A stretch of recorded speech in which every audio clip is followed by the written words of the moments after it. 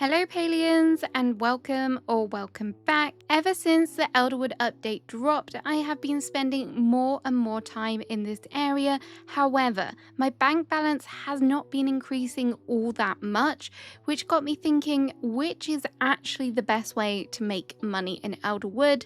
So today I'm going to go through all of the skills and see which one comes out on top. Let me know which one you think will make the most money in the comments. Which way do you like to make money whilst you're out in Elderwood? Don't forget to like and also subscribe, but let's get into this. So you might be thinking, Emma, what very scientific theories are you going to be using to test this in practice and kind of decipher which one truly does make the most money? Well, it's not all that scientific. Hate to burst your bubble. Essentially, what I'm going to do is run around the map, do all of the different skills. So we've got bug catching, fishing, hunting, foraging, oh, and of course, mining. Who can forget about that one? And then at the end, I'll come back to my plot and then we will sell everything and see how much money we made. I'm not going to use any kind of buffs or anything to kind of give me an advantage when doing this, so hopefully, fingers crossed, it will be pretty level. Obviously, they are going to change from time to time. Like, you might get like a starred ruby one time and you're not going to get that all the time, but we'll see how it goes, and maybe there will be one kind of like huge outlier which you should definitely be doing to make money in the Elderwood. So firstly, I was in the mood for a little bit of hunting, and I was quite confident that I could make some decent money solo hunting in the Elderwood. I decided to start off at the central stables, as this is where I will start off all of the different skills to kind of keep it a little bit fair. Then I headed towards Matana Grove, as this is a pretty good place for Ogapoo spawns, and also it was the closest place to the central stables. However, this did not get off to a good start, and I also had a glitched Ogapoo. I did manage to catch a few, but it wasn't going all that well. I don't know if it was the pressure of the video or just the trees getting in my way. So then I decided to head down to the dimmer dock area, and I had a lot more luck here. I even reached level 220 hunting, although I'm not sure that's something to be proud of. But I was just clearing out the areas, then running back and forth, which seemed to be working pretty well. However, I was quite conscious that it was taking a lot of time to kill all of these Ogapoos, particularly when you are by yourself, so I decided at the 10-minute mark to switch over and try hunting some schmoles instead. Obviously, the mushrooms aren't going to make you a whole bunch of money, but the spores do, so I was pretty hopeful that I could get a few of them in this time. I do find the smalls a lot easier to hunt whilst I am by myself, and I did have a little help from a random player, but I don't think this skewed the results all that much. So with my time up and my pockets a little bit fuller, I headed back to my plot, and in 20 minutes in total I had made 4,649 gold. I did open my Elderwood clan mushrooms, and sadly there were no black pearls in there, which have made a huge difference. Overall, I think this was pretty good, but which one was better? Which one made more money, the smalls or the Ogapoos? To my surprise, it was actually the smalls with 2,969 compared to the Ogapoos at 1,680. Now obviously, if you wanted to, you could make more money by turning the mushrooms into leather or kind of doing something with the different Ogapoo meat, but straight up, just selling it straight away without having to go through any of that, it was a pretty good start. Let's see how the others compare. Next up, I decided to try my least favorite activity, and that is fishing. Honestly, I don't mind it in Palia, but in other games, it's definitely not.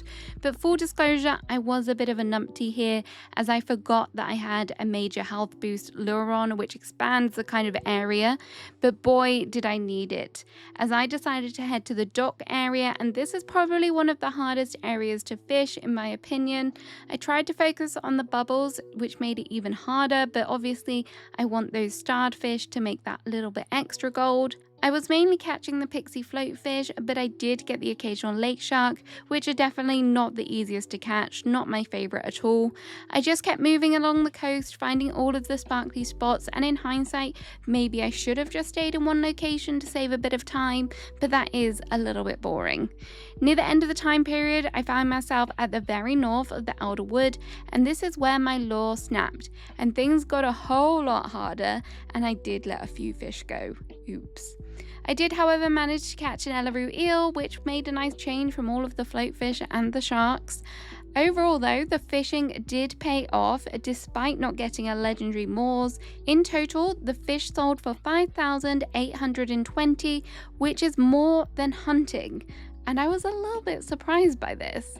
I definitely think we do have the law to thank for this one, though. However, I don't think there's any kind of equivalent with the hunting, so I do think it's pretty fair. But if you are wanting to fish to make money, definitely do not forget the laws and also the fisherman's brews and sushi, because they do make a whole bunch of difference.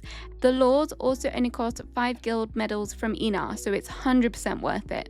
I had a strong feeling that foraging would be the most disappointing, so let's put that to the test next. I had a little bit of a plan going into this. I decided to focus on getting some wood and mix that with getting some rarer things, and also basically just grab anything I came across.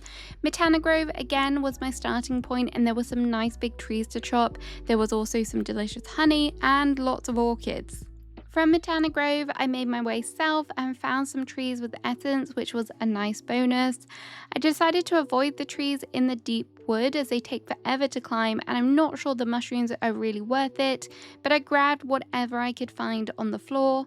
At about the halfway point, I thought maybe I should head to the bog area to grab the elder clam mushrooms, in hope I managed to find a black pearl, as that would definitely boost things. But this didn't feel all that successful. I don't know if there just wasn't many spawning at this time. I did manage to harvest some nuts and some more trees here though. With 6 minutes to spare, I was back in Matana Grove, hoping that there might be some more honey that had spawned. And then I spent my final few minutes in the deep woods, where with just a few seconds to spare, I spotted an elderflower out the corner of my eye, and I think I got it just in time. It's counting anyways. After opening all of my elder clams, it turns out that foraging had made me 2,782. The amber did help boost things a little bit, however, I do feel like they should definitely have a higher drop rate. But yes, as I thought, I do not recommend foraging for money. Then, of course, it was time to pay homage to all of the frogs who sadly lost their lives during the Great Frog Massacre and catch what remains of their friends. Yes, that means it's bug catching. This was actually quite a bit harder than I thought, because although there were lots of bug spawns throughout the Elderwood, it does feel like they are very spread out. So essentially, I did a lot of running around on the map for this one. It was definitely a leg day. I know some of the butterflies don't go for a lot of gold, but I was really hoping for quantity over quality, so I was just trying to catch every single thing. I tried really hard to stick to the areas where the frogs spawn and even revisited a familiar spot. Sadly, I didn't get that lucky and I didn't get myself a frog plush, but I did, however, come across a floating ogapoo. They aren't having much luck today.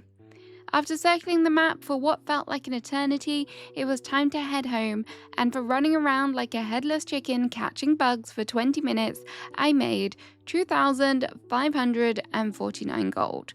Not too bad, but a little bit disappointing.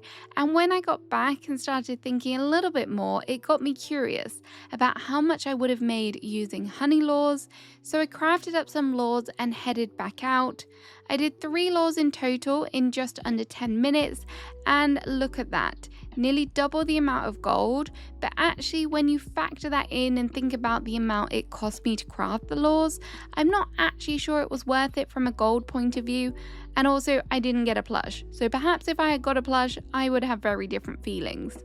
So have I saved the best skill for last? Let's find out. Mining is one of my favorite activities, and I do have a dedicated video all about mining in the Elderwood and in Palia in general if you want to learn more about it. But in case you aren't aware, because of the changes with the Palium spawns, and now there is this abundance of Palium within the Elderwood, that brings with it expensive starstones that have the opportunity to drop. I was pretty sure going into this that mining would be our winner, so let's test that out. As with the past few skills, I adopted the tactic of mine everything, but Matana Grove did not deliver this time around. There weren't many spawns. Normally there's quite a few up against the cliffs and near the waterfall, but nothing really special this time. I did find my first stone though. This one was an amethyst and it was a starred one as well, so ka-ching on that front. The deep woods had a few good spawns, and I even found a little bit of platinum. You really do have to keep your eyes peeled here though, as bushes do kind of get in the way. Although I often find myself getting lost in the cave system, because when you are mining you are leaving ghost rocks behind, it was actually quite easy to figure out where I had been, so I do appreciate that. I'm not sure if it's just me, but there was a significant increase in baby rock spawns in the Elderwood, which is a little bit frustrating, and I would love if there was kind of more medium spawns. I feel like, I don't know if this is just me that has noticed it, but I definitely feel like when I've been mining this has been the case. Perhaps it's people not clearing them out, who knows. I shouldn't moan though, as in the cave I did come across my second amethyst. This time unfortunately it wasn't starred, but these drops are pretty good. With only a couple minutes to spare, I had managed to mine around the whole map, so I headed back to my starting point and sneakily grabbed a little bit of Palium and this medium platinum node. So the real money makers here are clearly the amethyst, but I also did manage to get 3 normal citrin and 1 starred citrin. In total, I made 11,020 gold, such a random amount, but that is pretty impressive, and ding ding, we have a winner. Obviously, luck does come into this a little bit because of the RNG from the starstones, and this could have been even higher if we had had a ruby, for example. Do I think the Elderwood is the best place to make money? Probably not, and you can do these skills a lot faster on most of the other maps, like hunting for example, as it's a lot easier there and probably more lucrative, although I haven't tested it. So there we go, mining is apparently the top dog when it comes to making money in the Elderwood. Let me know what you think about this, what is your favourite way to make money, and I'll see you again soon with another video. Bye bye!